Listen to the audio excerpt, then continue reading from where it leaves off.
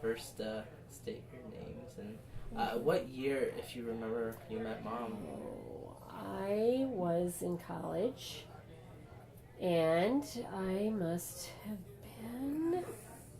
Well, I graduated from college in 1974. So I probably 74, 75. Yeah, I was going to say. Your mom is 2 years younger than me, so she and I would have been contemporaries in college. So probably 1974, 75, something like that. I arrived in 75. And what was your first time of meeting her? Do you remember? No. I mean, she was a part of the fellowship. Yeah. And I think my strongest I just kind of memory, got to know her in that context. I think my strongest memory of the earliest times I can think of was when she started dating your dad. And everybody's like, what is she thinking? It seemed like such an unlikely odd couple, yes. match.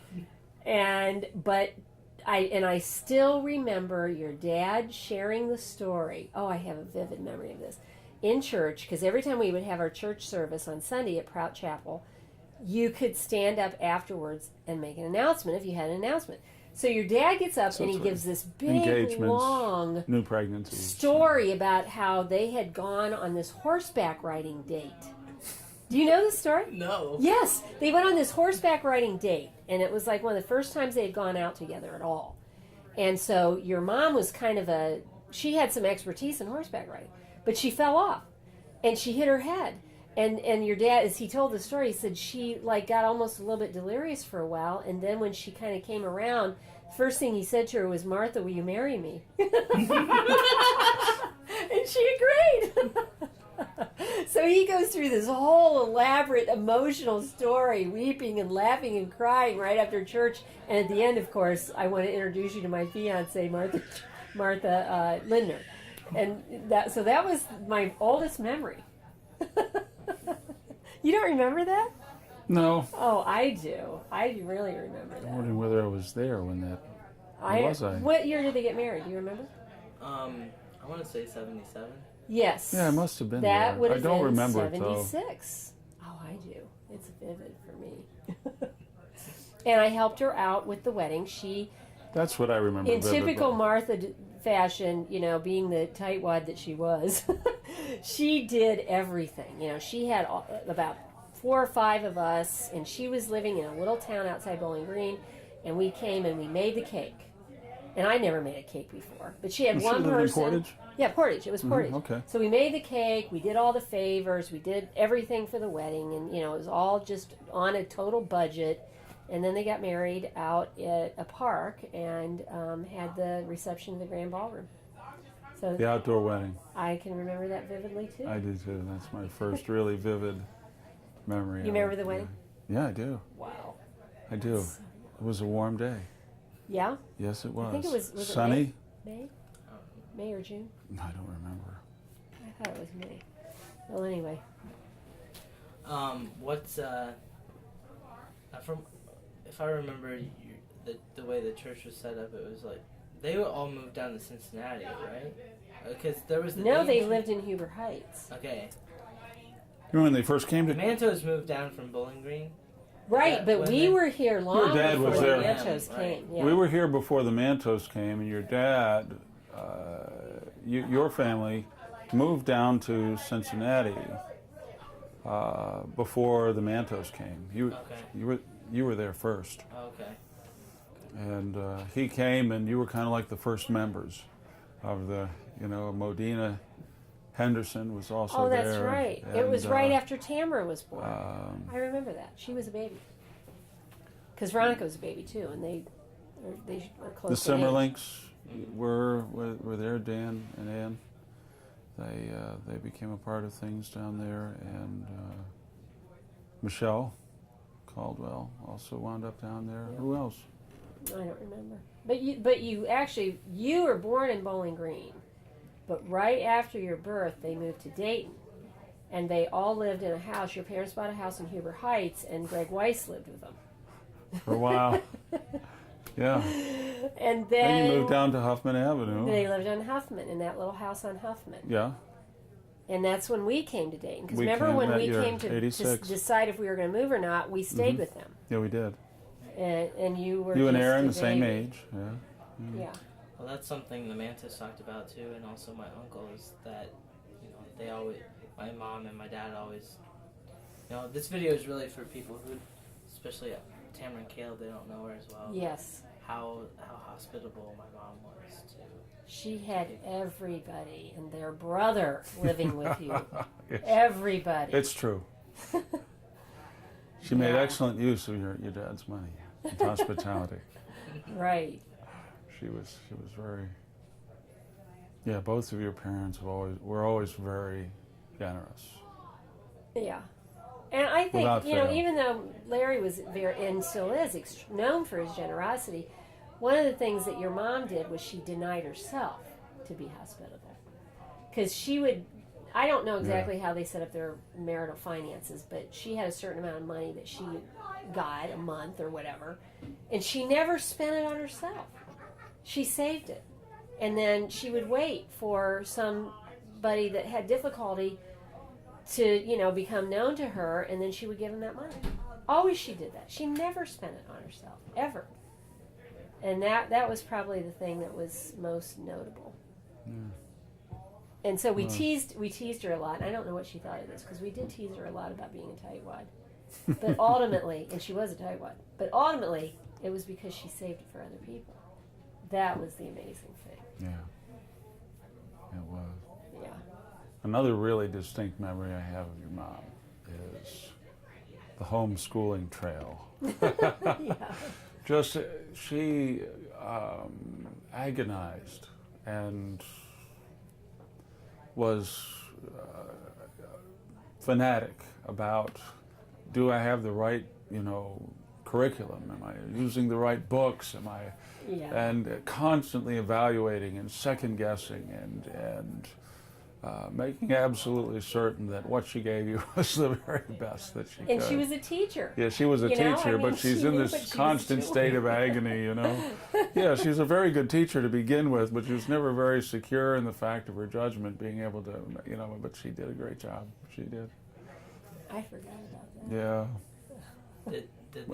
Did that inspire you at all to form Dominion? Or? Oh, yes. In fact, yes, very, very much so, because we talked a lot about, right before we started Dominion Academy, we talked about it extensively, and she would have been a teacher at Dominion Academy.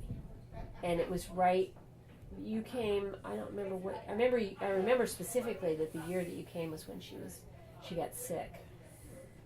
But I don't recall how. I think we had only been in business for maybe 1 or most 2 years. I don't think it was 2. I think it was 1 year, because we talked about it, and she was definitely wanting to come and teach. That was something that she had a vision for. She really wanted to do a school type setting, and yes, that was something that. She's very concerned about the worldview. Absolutely. Seeing the world through Christian eyes. Yeah. I remember her making you wanted to listen to different kinds of music. You had to take your CD, go over the lyrics with her. She said, you can listen to it, but we've got to go over the lyrics, and you've got to tell me what they mean. That's funny. Yeah, it's just, always watchful. She was definitely a mother bear. Yeah. When it came to her kids and their spiritual health, their well-being. Definitely. And one of the things I remember, Nathan, is that you... A jealous mother. By the time you were probably... In the right way. 13, she considered you a best friend. She did. We had many talks about that, and that was something that, Tamara was really still too young to have more adult-type conversations, but you and she did, and you were kind of, that for her. Yeah. So. What do you miss most about her? She was so steady and strong. Here's my image of her that's still very strong in my mental thinking. What's that one line that our liturgy has in it every Sunday that you pray about thinking, we have a prayer that talks about praying for the people who have gone as examples. You know what I'm talking about? So continue in growth in thy faith and fear. Grant us grace to So follow their good example. examples. So follow their good example. Yeah. And every Sunday when we say that prayer in the communion service, I think of Martha. Every Sunday. And the image that I get of her, because, you know, I think the hardest thing about death is that people's faces fade from your memory. And so my picture of her is still one time when we were down at Norris Lake and we were on the pontoon boat, and it was kind of a day a little bit like today, except that the rain would come really hard and then it would sunshine. And it did that all day long. And so at one point we said, well, we need to go out on the pontoon anyways because, you know, we're never going to get out there if we don't go. So we get out in the middle of the lake and it poured. And she turned the boat around. Maybe it was one of our women's times. I think it might have been. She turned the pontoon around and she guided it back, which was quite a ways in the pouring down rain. And the water was just hitting her right in the face. And that always, and I thought about it at her funeral, and I've thought about it ever since. To me, that symbolized who she was. She would put her face right into the storm. So that's probably the thing that over the years, when the storms come, you know, the person who's able to help and be there with you to fight the storms hasn't been. Yeah, she did that with her illness. I mean, yeah, she put her face to the storm. Yeah. She did a really good job.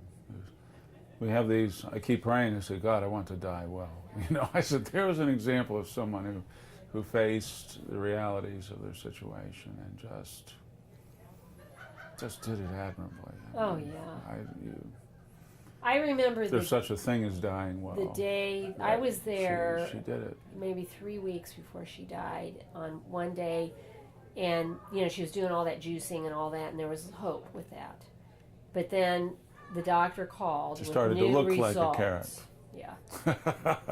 The doctor called with new results, and I was sitting right next to her when the doctor and she were on the phone, and she said, "Is that how I'm going to die?" And that was probably the first time that she'd ever really completely verbally acknowledged it in front of other people. But the way in which she embraced him describing to her what would happen to her body that would cause her death, I was just astounded. I just thought, I can't believe I'm hearing this. I don't think I could do that. I don't think I would want to talk like that. And it was just her typical, you know, looking into the storm and embracing what lay ahead with so much faith. That's what it was. Yeah, that's the Proverbs, where it talks about Proverbs 31, she smiles at the future. I miss your mom's laugh. Oh, me too. That's it. Yeah, that's it. Yeah, you reminded me. Yeah. I'd forgotten. 10 years is a long time. She smiled at the future, and she had a great laugh. Oh, yeah. She always laughed at Michelle a lot. Anyway. Yes, infuriating Very them sometimes, yeah. Yeah. Yeah, indeed. So. This is a great idea. You know, your spouses can be part of all this. Yeah. She's actually, do you have anything else you want to share? I don't think so. Thank you.